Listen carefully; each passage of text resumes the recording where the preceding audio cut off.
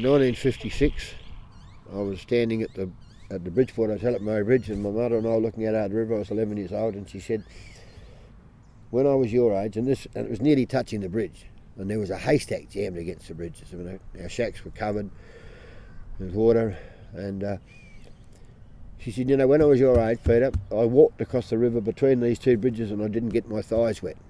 That was 1915 during that was the end of the Federation drought, which was, well, people could say it was the worst drought we ever had, but the 10 years of drought we've had, and we did have in the last decade, could probably be considered as bad as the Federation drought. And if you take out how much water we're taking out now, and how much we were taking out then, the river would have been empty. And a lot of people ring me up and tell me that the barrages have got to be pulled out. Well, if we pull the barrages out and let salt water in, this will be salt. Mm-hmm. Because we've got no regulation below Blanchetown.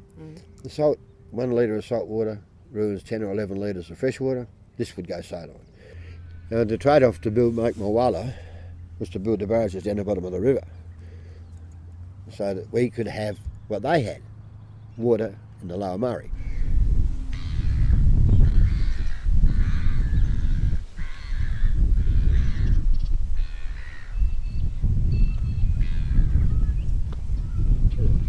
I've had an affinity with this river since virtually before I was born. I've lived on it. Whilst I can move anywhere in the world, I always know I can come back, and it's my life. And if I couldn't come back to it, in some ways it would probably shorten my life. It's that important to me, because I got an OAM and a Centenary Federation medal, and you don't get them for nothing. Part of it was my work for the basin and my work for the river. So it's not just a hobby. Or I go to a meeting and people say, oh bloody hell, Smitty's here. We won't be able to bring that question up because he'll answer it. Even the Murray-Darling Basin in my own region get angry at me, and they said, this is your forum. I said, it's my forum because you clowns won't address the real problems.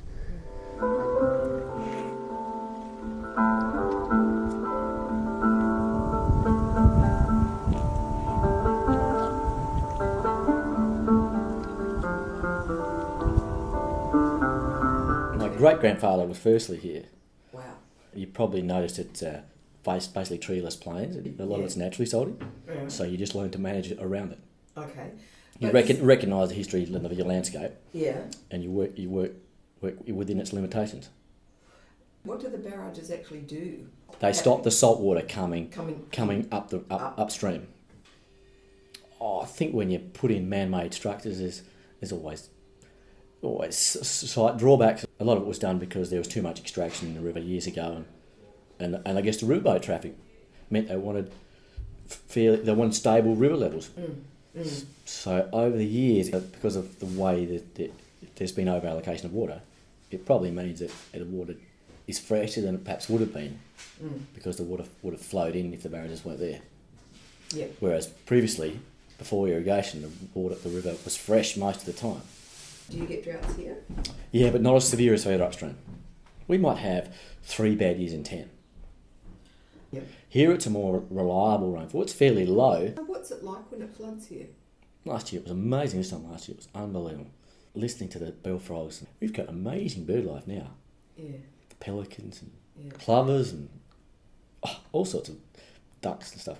Does that lift your spirits to see that? Oh, I love it. Oh, it's absolutely amazing. Yeah. But when you're on the river, it's more than just a business for us.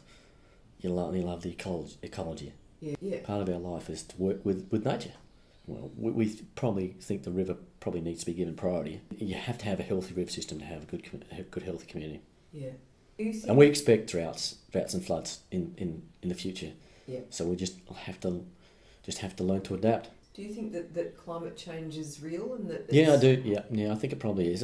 If the majority of the scientists are telling us it is, I'm happy to back that up. Yeah.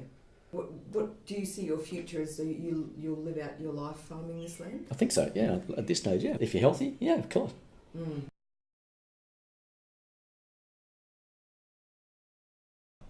Here's the Coorong. It's a long, narrow body of water southeast of Lake Alexandrina. There's just a strip of sand dunes between the Coorong and the ocean. This place was in a bad way during the drought. Now there's water again, and lots of birds.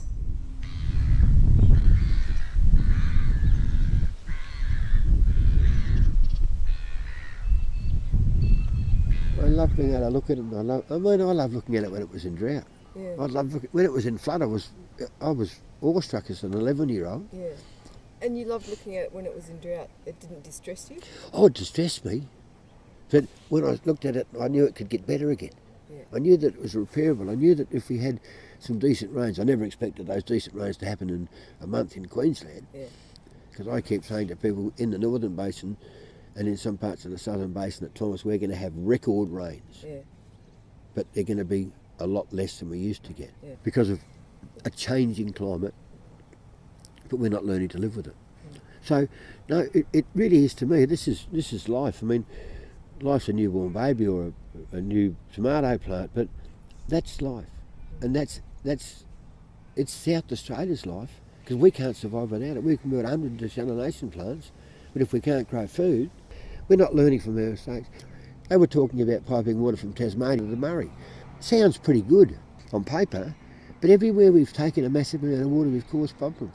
You can't just keep taking from somewhere else because you don't want to manage what you've got yourself.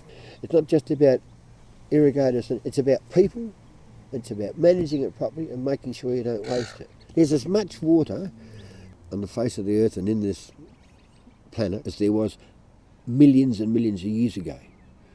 I mean, you and I are water, and in the end, right, whether they burn us or whether they bury us, the water still finishes up back in the system somewhere and it can be used again. People are scared of it because they don't think it'll be any good.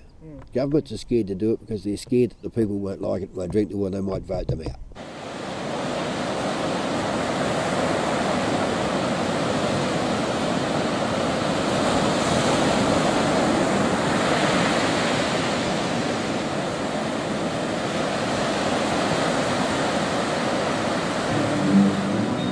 Then my darling, like an army, swells and bursts across the land, and miles of open country now fall under her command, defying all opposition as her tributaries expand. She turns shrunken wetlands into seas. And my darling withdraws and returns back to her course. She sinks within her bed without regret, without remorse, and fragile lands recover from the fury of her force to go about the business of regrowth. My darling may be the font from which life eternal springs, and she may hold the hope for what will one day be. She has a soul that courses through in other things. She has a spirit that has found a home there.